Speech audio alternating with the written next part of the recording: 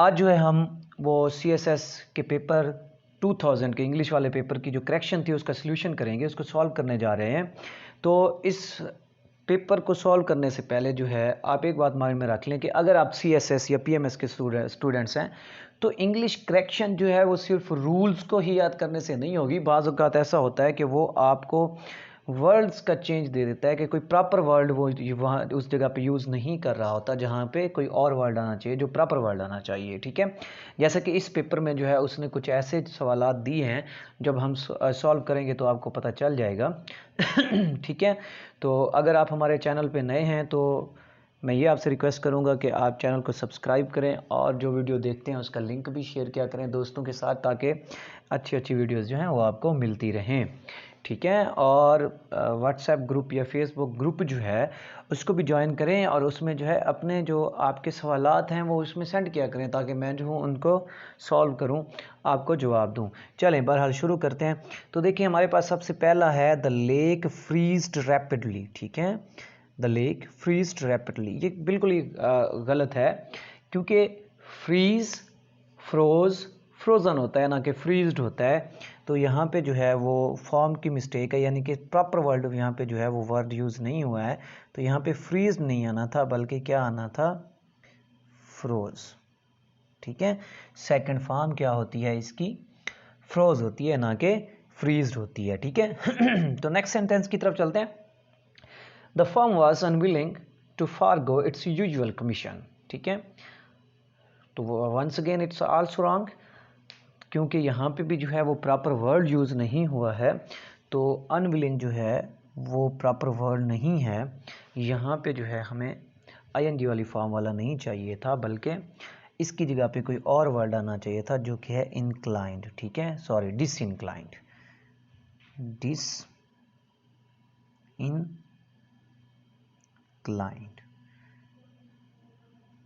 ठीक हो गया।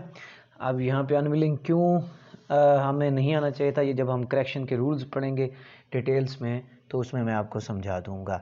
ठीक हो गया जी। नेक्स्ट सेंटेंस जो है हमारा, उसकी तरफ हम चलते हैं। तो वो है we watched the lamps gamble on the green. ठीक है, तो इसमें भी जो है वो प्रॉपर वर्ड की मिस्टेक है। गैम्बल का मतलब होता है जुआ खेलना। अब लैम्प्स जो है वो जुआ तो नहीं खेल सकते, तो यहाँ पे जो प्रॉपर वर्ड्स होता है वो भी इसी का मिलता जुलता है, GAMBOL, गैम्बल। ठीक है, इसका मतलब होता है खेलना, कूदना, अटखेलियाँ करना। ठीक हो गया, तो ये इसका सही है। अब नेक्स्ट सेंटेंस जो है हमारे पास वो है he belong to the guild of the carpenters. ठीक है, अब गिल्ड का आपको मतलब होता है कि जिस तरह से सोने का पानी चढ़ाना, परत किसी चीज़ का चढ़ा देना, वो होता है। यहाँ पे भी प्रॉपर वर्ड की मिस्टेक है।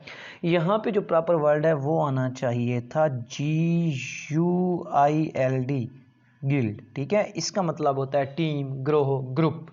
ठीक हो गया। चलें, अब हमारे पास जो है जी वो नेक्स्ट सेंटेंस है, जो कि है he had not out not have spoken. ठीक है, he had not out not have spoken. ठीक है, जो इसकी जो करेक्ट फॉर्म आएगी वो होगी आउट नॉट टू हैव। ठीक है, आउट ना, ये वाला ख़त्म कर दे नॉट आप। ठीक है, आउट नॉट टू, यहाँ पे टू आएगा, क्योंकि आपको पता है जो प्रॉपर वर्ड होता है वो होता है OUGIT, आउट टू। ठीक है, तो ये हमारे पास प्रॉपर वर्ड है, तो वो प्रॉपर वर्ड नहीं था यहाँ पे। तो अब सही क्या बनेगा, he had ought not to have spoken. ठीक है, तो नेक्स्ट सेंटेंस की तरफ चलते हैं। तो वो है जी is this his half brother.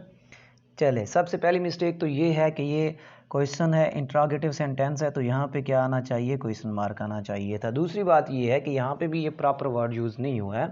Proper word आप बोल तो सकते हैं हाफ ब्रदर, लेकिन लिखने के लिए आपको जो होता है वो स्टेप ब्रदर होता है। क्या होता है, स्टेप। ठीक है, is this his step brother, okay, yo, yes it is something, जो भी है। चलें नेक्स्ट पे चलते हैं हम। Hey watch out for the car. अब देखिए यहाँ पे भी जो है वो मिस्टेक है। पहली मिस्टेक तो ये है कि यहाँ पे जो है वो फुल स्टॉप आना चाहिए। ठीक हो गया। उसके बाद तो दूसरी मिस्टेक है आउट फॉर द कार, जो है ये रॉन्ग एक्सप्रेशन है। ठीक है, तो यहाँ पे क्या आना चाहिए, वॉच आउट, ये फॉर को मिटा दें तो क्या बनेगा, हे वॉच आउट द कार को ज़रा देखो। ठीक हो गया जी। नेक्स्ट सेंटेंस है हमारे पास, this is the historical spot where he was shot dead. ठीक है, तो अब यहाँ पे जो मिस्टेक है ना वो ये है कि जो प्रॉपर वर्ड होता है वो हिस्टोरिकल नहीं लगाना आपने, बल्कि क्या लगाना है, हिस्टोरिक लगाना है।